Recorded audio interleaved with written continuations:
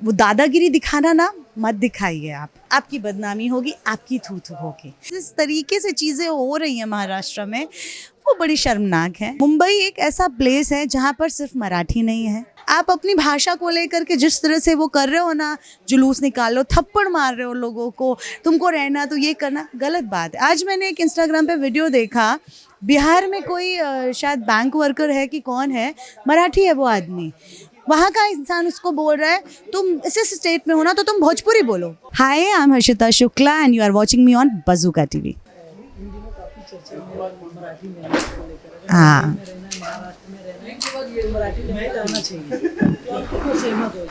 देखिए, आप किसी भी स्टेट में जाएं और आपको अपनी लाइफ को इजी गोइंग करना है तो आपको लैंग्वेज आना चाहिए। इट्स लाइक हमारे देश की खूबसूरती यही है कि हम अलग अलग प्रांत के लोग होते हैं, अलग अलग भाषा होती है हमारी, अलग अलग उसको मतलब मैं किसी कंट्रोवर्शियल नहीं वो करना चाहती हूँ, लेकिन फिर भी हम अलग अलग वर्ग से आते हैं, अलग अलग जातियाँ होती हैं, प्रांत होते हैं, चीज़ें होती हैं। तो उसमें जितनी ज़्यादा आप लैंग्वेज सीख सको वो आपके लिए पर्सनल लाइफ में आपको बहुत ज़्यादा बेनिफिट देती है।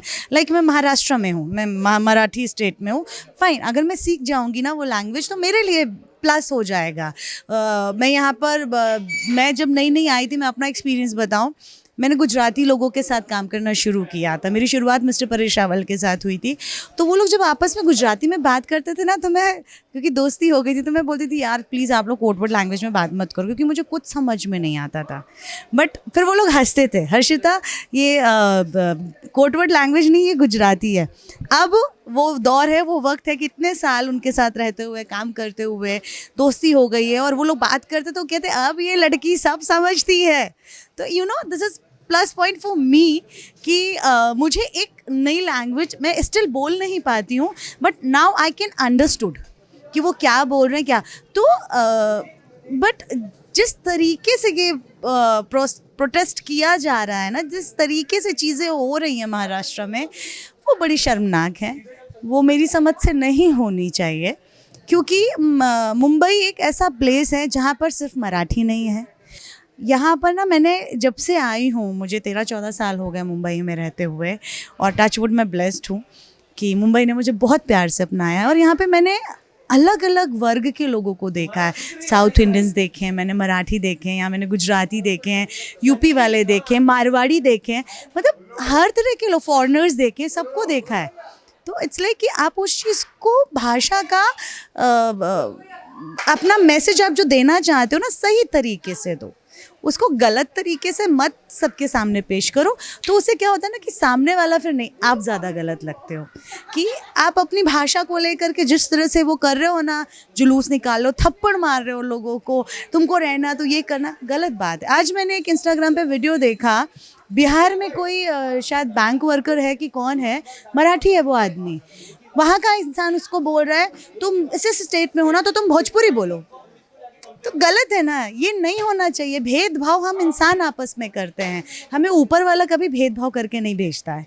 तो ये हमारी अपनी मानसिकता बताती है, हमारी अपनी सोच बताती है कि हम कितना छोटा, कितना तुच्छ सोचते हैं। वो नहीं होना चाहिए। ये मेरा अपना पर्सनल ओपिनियन है कि कोई एक लैंग्वेज, अगर मुझे आज के टाइम पर मराठी आएगी, मुझे गुजराती आएगी, मारवाड़ी आएगी, कच्छी आएगी, इंग्लिश आएगी, मुझे जापानीज़ आएगी, जो भी लैंग्वेजेस मुझे अगर आएंगी तो वो मेरे लिए, मेरी पर्सनालिटी के लिए प्लस पॉइंट है। बट इट्स नॉट लाइक कि नहीं नहीं तुम इस स्टेट में हो तो तुमको यही बोलना है, ऐसा मत करो। वो बहुत गलत मैसेज जा रहा है। ये मेरा अपना पर्सनल मानना है। मैम, लेकिन अपनी मातृभाषा हिंदी है जी, और हिंदी को भुला के मराठी नहीं बोलोगे तो मारे जाएंगे, खास करके गरीबों को मारा जाएगा। कितना हद तक आपको लगता है कि इस पर गवर्नमेंट को कुछ एक्शन लेना चाहिए, मैं मिटाने की कोशिश की है? नहीं, मैं वही बोल रही हूँ। मैंने बहुत आपके एक छोटे से सवाल का मैंने शायद बहुत लंबा वक्त लेकर के सब कुछ उस एक बात में एक्सप्लेन करने की कोशिश की है कि जैसे हमारे राष्ट्रपिता है, हमारा राष्ट्रीय पक्षी है, हमारा राष्ट्रीय खेल है, इस तरह से हमारी राष्ट्रीय भाषा है हिंदी। जिसको अगर पता है आज के टाइम में बड़ा अफसोस होता है कि जो इंसान इंग्लिश बोल लेता है बहुत अच्छी तो वो बड़ा हाई फाई हो जाता है, लेकिन अगर हम शुद्ध हिंदी अच्छी बोलें तो नहीं, हमें बहुत तुच्छ छोटी नज़रों से देखा जाता है।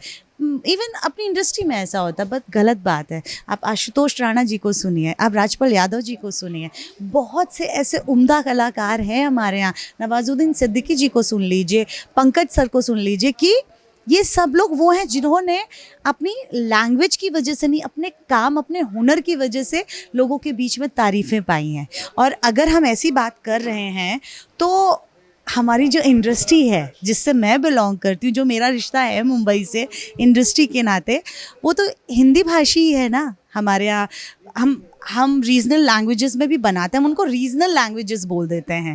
लाइक मराठी है तो वो रीजनल हो जाएगी, गुजराती है तो रीजनल हो जाएगी, but Hindi is a common language जो हम सब जगह करते हैं। तो ये चीज़ सोचनी चाहिए ना। तो मैंने जैसा कि पहले भी बोल दिया है, अपना मैसेज आप जो देना चाहते हैं ना इंसान को, वो सही तरीके से दीजिए, ना कि उस चीज़ को आप प्रेशराइज करके गलत तरीके, गलत पैतरे अपनाएं। अगर आप ऐसे करके कहोगे तो कोई नहीं सुनेगा। इनफैक्ट आपकी बदनामी होगी, आपकी थू होगी। आप कितने भी बड़े पॉलिटिशियन क्यों ना हो, आप कुछ भी क्यों ना हो, लेकिन मेरी नज़रों में बहुत से पास्ट में ऐसे इंसिडेंट्स हुए हैं जिनसे मैं नहीं सहमत हूँ। लॉकडाउन पीरियड्स में हुए हैं, इतना मेरा कहना काफ़ी है कि वो दादागिरी दिखाना ना मत दिखाइए आप, क्योंकि आप दादागिरी दिखा के किसी के साथ किसी से प्यार से काम नहीं ले सकते हैं। आप मुझसे सॉफ्टली, प्यार से, रिस्पेक्टफुली बोलेंगे ना, मैं हर बात मानूंगी आपकी। मेरा भी अपना एक ओपिनियन हो सकता है, तो वो चीज़ है। बट हाँ, अगर मुझे वो लैंग्वेज आएगी, जैसा मैंने पहले भी कहा, मेरे लिए बेनिफिट है वो। Thank you. और एक चीज़ और मैं ऐड करना चाहूँगी कि आपने एक सवाल पूछा था, मिस हो गया मुझसे, कि क्या हमारी सरकार को एक्शन लेना चाहिए। एक्चुअली अफसोस होता है कभी कभी, मैं भी कुछ लोगों की बहुत सपोर्टर हूँ, मैं बहुत पसंद करती हूँ कुछ पॉलिटिशियंस को, लेकिन मैं नाम नहीं ऐसे लेना चाहूँगी। बट अफसोस होता है कि अब तो ना बड़ा कन्फ्यूजन होता है, समझ में नहीं आता है कि वाकई में ये पॉलिटिकल ही कोई प्रोपोगंडा चल रहा है, वही लोग ये सब फैला रहे हैं चीज़ें, आम जनता जो समझ नहीं पाती है उनके बीच में रह करके वो कुछ क्रिएट करना चाहते हैं, लोगों के बीच दूरियां लाना चाहते हैं, या ये कोई जेन्युइन मुद्दा है। तो आई रियली विश कि जो लोग हैं इस ओहदे पर वो कोई एक सही डिसीजन ले, और ये गलत नफ़रत, ये जो गुस्सा, ये सब मारपीट फैल रही है उसको रोकें।